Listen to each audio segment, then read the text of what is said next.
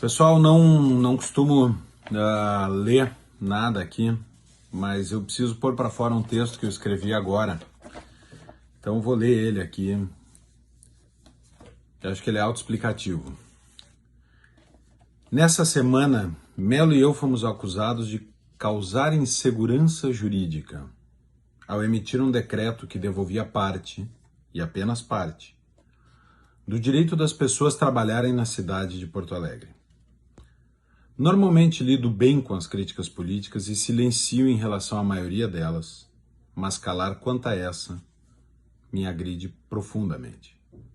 Eu sou um liberal, e a mais profunda das minhas convicções é que uma sociedade só é livre quando está sustentada em um tripé: democracia, Estado de Direito, Império da Lei e governo limitado. Democracia é a forma como escolhemos os nossos governantes, mas muito mais importante é a maneira através das quais escolhemos quais serão as políticas adotadas. Através do voto, escolhemos o governante, o partido e a linha do governo. Mas a democracia não escolhe tudo. Diversas vezes, fazíamos no IEE a brincadeira de propor ao grupo que escolhêssemos um dos associados para ter o braço cortado, apenas para concluirmos que não podemos fazer isso. A razão de não podermos fazer isso repousa nos conceitos de Estado de Direito e governo limitado.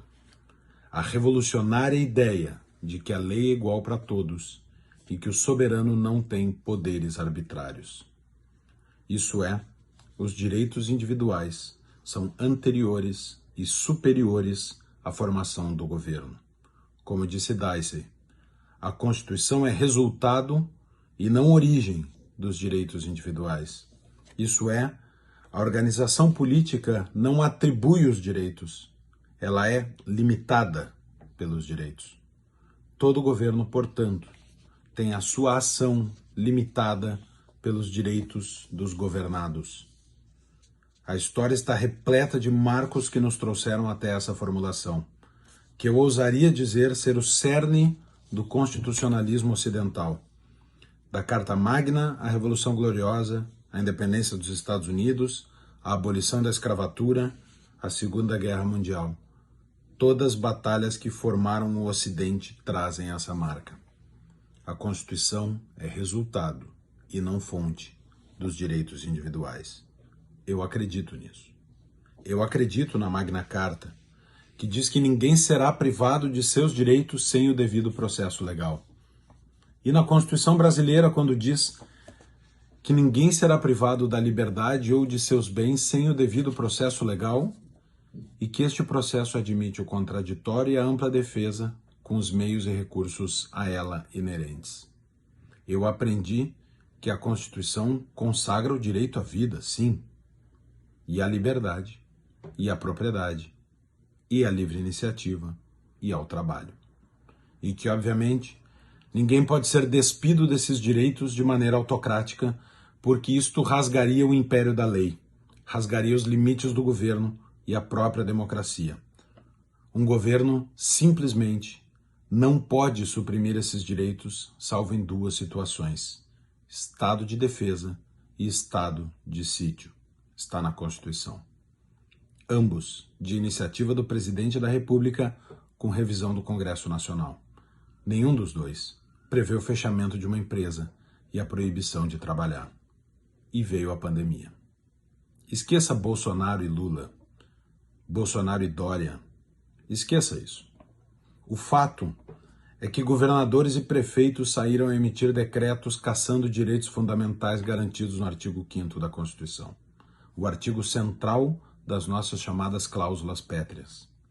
27 governadores, 5.571 prefeitos, todos irrestritamente constituídos em autoridade suprema, passaram a escolher, da noite para o dia, literalmente, quais empresas abriam, quais fechavam, onde se podia andar nos edifícios, onde não, quem poderia trabalhar e quem não era essencial, quais produtos se podia vender e quais não, quais obras seguiriam e quais seriam interrompidas, sem defesa, sem contraditório, sem aprovação do parlamento, sem sequer aviso prévio.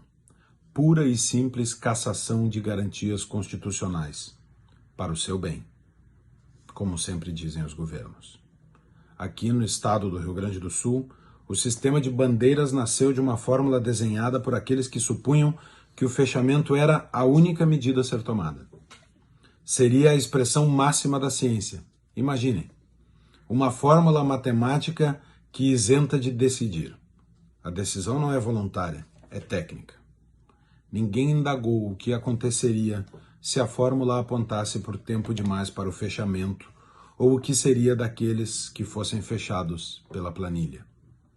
A fórmula durou até que o seu custo político pesou sobre o governo do estado. O Excel não continha todas as variáveis e a variável ausente reclamou. Era o povo, que precisa trabalhar para comer, para morar, para viver. O povo trabalhador, o povo empreendedor, aqueles que não recebem salário fixo ou trabalham de casa, os desafortunados, que dependem da sua produção para pôr um prato na frente de seus filhos. Quando cresceu a pressão, o Estado olhou para essas massas e rasgou a orelha da folha da planilha. Abriu uma exceção, sem perceber que com isso jogava fora a credibilidade do sistema de bandeiras. Estamos em bandeira preta. A fórmula manda fechar tudo, mas vou abrir, de segunda a sexta. Sábado e domingo não. Por que não? O porquê eu não sei. Para não reconhecer, talvez, que por trás do formulismo dormia uma opção política, ou que não enxergou a equação inteira, não leu todos os artigos do inciso 5º. E, tendo cassado direitos constitucionais por decreto, os restituiu em conta-gotas, apenas uma parte, apenas uma fatia. E nós fizemos um decreto, aumentando a fatia, devolvendo um pouco mais dos direitos cassados, restabelecendo um pouco da Constituição, permitindo mais o trabalho, restaurando minimamente a livre iniciativa, entregando, enfim, um pouco mais da liberdade, que é do povo e não nossa.